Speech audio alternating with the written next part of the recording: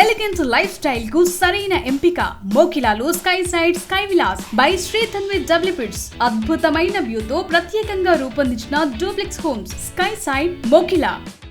అంబర్పేటలో తీవ్ర విషాదం నెలకొంది. ఒకే కుటుంబానికి చెందిన ముగ్గురు తల్లిదండ్రులతో పాటు కొడుకు కూడా సూసైడ్ చేసుకోవడం జరిగింది. ఉదయం తెల్లవారుజామున సూసైడ్ చేసుకున్నారు. 8 గంటలకి డోర్ ఓపెన్ చేసేసరికి ఓపెన్ చేయకపోవడంతో ముగ్గురు కూడా ఫ్యాన్కి హ్యాంగింగ్ చేసుకొని చనిపోయినట్టు తెలుస్తుంది. ప్రస్తుతం పోలీసులు కేసు నమోదు చేసి దర్యాప్తు చేస్తున్నారు. అన్ని కోణాల్లో కూడా దర్యాప్తు చేస్తున్నారు. అయితే ఆర్థికపరమైనటువంటి ఇబ్బందులతోనే సూసైడ్ చేసుకున్నాడని చెప్పేసి కూడా పోలీసులు గుర్తించినట్టు తెలుస్తుంది. ప్రస్తుతం అయితే ఒక సూసైడ్ నోట్ రాశారు. ఆ సూసైడ్ నోట్కి సంబంధించి కూడా ఇది చేస్తున్నారు. ప్రస్తుతం వాళ్ళ బ్రదర్ ఉన్నారు, ఒకసారి మాట్లాడదాం. ఏమంటారు ఒకసారి చెప్పండి. అందరికి ఉంటాయి, వాడికి కొంచెం ఉండొచ్చు, ఆమెకి ప్రాపర్టీస్ కూడా ఉన్నాయి చాలా. వానుకున్న నలుగురు అన్నదమ్ములం వెల్ సెటిల్డే, వీళ్ళందరూ సెటిల్డే. మాకు ఇది పెద్ద సమస్యనే కాదు, ఇది సమస్య కానే కాదు. అసలు ప్రెస్టేజ్కి పోయిండు, అసలు దేనికి పోయిండో తెలియడం లేదు. అంత సీన్ లేదండి.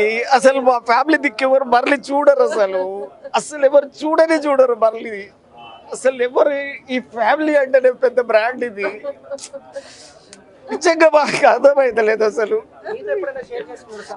నాకు చాలా భయపడేటోడు. నేను పెద్దన్న వాడు చిన్న తమ్ముడు. నాకు వేరే తమ్ముళ్ళు చెప్పేటోళ్ళు క్రైసిస్ ఉన్నాయంటే లోన్ తీసుకుంటొచ్చు, ఏమైనా చేసిండొచ్చు తప్ప నాకు అర్థం ఏమైతే లేదానికి మంచి ప్రాపర్టీస్ ఉన్నాయండి. ప్రాపర్టీస్ ఉంటే భయం ఏంది చెప్పండి. ప్రాపర్టీస్ ఉన్నాయి కదా, చాలా ప్రాపర్టీస్ ఉన్నాయి కదా. అది కాదనుకుందాం, మేమందరం ఉన్నాము కదా. కామన్ సెన్సే కదా. ఇప్పుడు సొసైటీలో తెలుసు మేమేందో, మా కెపాసిటీ తెలుసు, మేము పట్టించుకుంటామని కూడా తెలుసు. ఇప్పుడు మేము ఎట్లా సమాధానం చెప్పండి. నేనేం సమాధానం చెప్తాను? నాకు నిన్న మొన్న ఫంక్షన్ అయిందండి. నిన్న మొన్న ఫంక్షన్ అయింది. మేము ఎంగేజ్మెంట్ అయింది, అంతా అయింది. నాకు ఫోన్ చేసే వరకు తెలియదు. మార్నింగ్ 8:30కి ఫోన్ వచ్చింది. ఇట్లానే పరిగెత్తుకొచ్చే వరకు నాకేం తెలియదు. అసలు ఏం మాట్లాడలేదు, వాళ్ళు మాతో ఏం మాట్లాడలేదు. మా దగ్గర ఏం చెప్పలేము. మేము పెద్దోళ్ళము, మేము గీడ ఉండకు జర దూరం ఉంటాము. వీళ్ళంతా నలుగురు ఎంతమంది సార్ మీ బ్రదర్స్? 5. వీడు చిన్నోడు 5th. నిన్న రాత్రి ఏమైనా మాట్లాడారా? కాదు, నిన్న కింద కూర్చున్నారంట, తిన్నారంట. నాకు తెలియదు, మేము ఇక్కడ ఉంటాం, మేము శివం రోడ్ లో ఉంటా నేను. అంటే నిన్న రాత్రి ఒక మెసేజ్ కూడా పంపించారని చెప్పి వాళ్ళ ఫ్రెండ్ కి మిడ్ నైట్ పంపించాడంట. అది మాకు ఇంతవరకు చెప్తే వినుడే, మాకు తెలియదు యాక్చువల్ గా.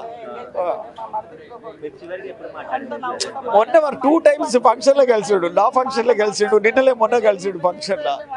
మేము చాలా కంఫర్టబుల్ గా ఉన్నాం. మేము ఆయనకు రెస్టారెంట్స్ ఉన్నాయి మంచి.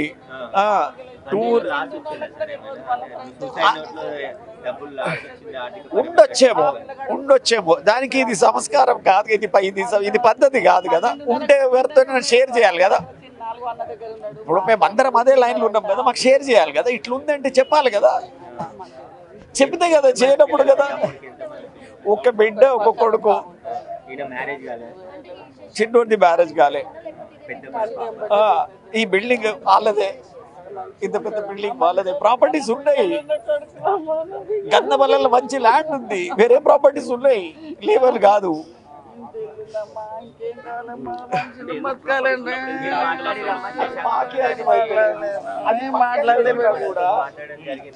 ఏం మాట్లాడుకోలేదు. మేము హ్యాపీగా ఉన్నాం, అందరం 4 రోజుల నుంచి ఎంజాయ్ చేస్తా ఉన్నాము నవ్వుకుంటా.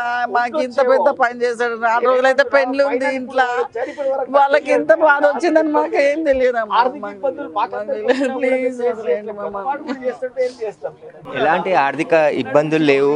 ఇబ్బందులు ఉన్న ప్రాపర్టీస్ ఉన్నాయి, వాటిని అమ్ముకోవడానికి చాలా ప్రాపర్టీస్ ఉన్నాయి అని చెప్పేసి కూడా చెప్తున్నారు. అసలు ఎందుకు చనిపోయారు అనేది మేము కూడా షాక్ గురయ్యాము. మా ఇంట్లో 2 రోజుల క్రితమే ఎంగేజ్మెంట్ జరిగింది. ఎంగేజ్మెంట్లో కూడా చాలా ఆనందంగా పాల్గొన్నారు. కానీ నిన్న రాత్రి పక్కన ఉన్నటువంటి తన స్నేహితుడికి ఒక మెసేజ్ పెట్టడం జరిగింది. ఆ మెసేజ్ సూసైడ్ చేసుకుంటున్నామని చెప్పేసి కూడా పెట్టారని చెప్పేసి కూడా చెప్తున్నారు. కానీ దీనికి సంబంధించి వారికి సంబంధించి పిల్లాడే, వాడు చాలా మంచి పిల్లాడే. ఆమె అసలు అమ్మాయి అయితే చాలా మంచిది, వీడు మంచోడే.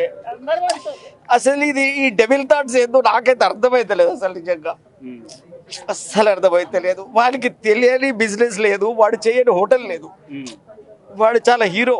ఎవరైనా అప్పులో ఇబ్బంది పెట్టి ఉండొచ్చు. ఉండొచ్చేది ఈ కారణం ఉంటే చెప్పాలి తప్ప ఈ పని చేయకూడదు కదా. పెట్టిండొచ్చు, పెడితే చెప్పాలి కదా. ఇది చెప్తే మాకెంత చెప్పాలి, మేము బ్రతికే ఉన్నాం కదా, మేము చేయమా? రామరాజ్ కూతురుతో ఏమైనా మాట్లాడారా మీరు? రామరాజ్ కూతురుతో కూడా క్యాజువల్గా ఫంక్షన్లోనే మాట్లాడడం. అందరం దూరం ఉంటాం కదా. చాలా పొద్దున్న అందరం కలిసి ఉన్నాం అందరం. సండే ఫంక్షన్ అందరం ఒకటే దగ్గర ఉన్నాం. లేమని కాదు, మంచిగానే మాట్లాడినాం, మంచిగా ఎంజాయ్ చేసాం. నిన్నలే మొన్న 22 అయింది ఇంకా. అది పెద్ద పార్టీనే. పెద్ద పార్టీ పెద్ద. అప్పుడు ఏమాత్రం అనుమానం లేదా వీళ్ళకు? అసలు నిన్న కూడా లేదండి. నిన్న కూడా కింద కూర్చొని మాట్లాడిండ తమ్ముడి దగ్గర, 4th తమ్ముడి దగ్గర. ఈ కొడుకు శశాంకు తండ్రికి ఏమైనా గొడవలు ఉన్నాయా? ఎందుకంటే ఆయన అరే వాళ్ళిద్దరూ అసలు ఎట్లా అన్నదమ్ములాగా ఉండేటోళ్ళు, ఫ్రెండ్స్ లాగా ఉండేటోళ్ళు వాళ్ళు. ఇక లోపలదైతే నిజంగా చెప్పలేను. ఇది మనం చెప్పినా కూడా నమ్మే పరిస్థితి లేదు ఇక్కడ. అసలు లోపల ఏముందనేది వాళ్ళకే తెలుసు, పోయిన వాళ్ళకి ముగ్గురికే తెలుసు. మరి వీరిద్దరే హ్యాంగింగ్, ఆమెమో అక్కడ అనుమానంగా ఉంది. అసలు నిజంగా కూడా మాకు వచ్చేవరకు ఏం తెలియదు యాక్చువల్గా.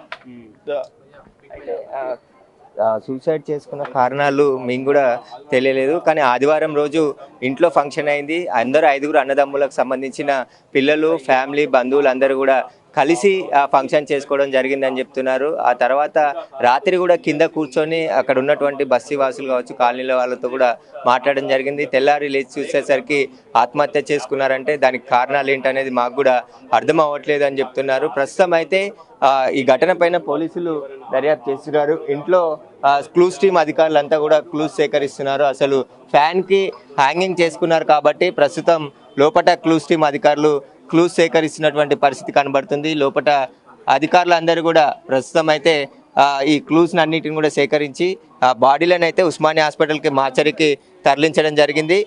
అక్కడ పోస్ట్ మార్టం అనంతరం బంధువులకి మృతదేహాలను అప్పచెప్పే అవకాశం ఉంది. అయితే పైన ఉంటుంటారు, హోటల్ బిజినెస్లో చాలా సంవత్సరాల నుంచి చేస్తున్నారు.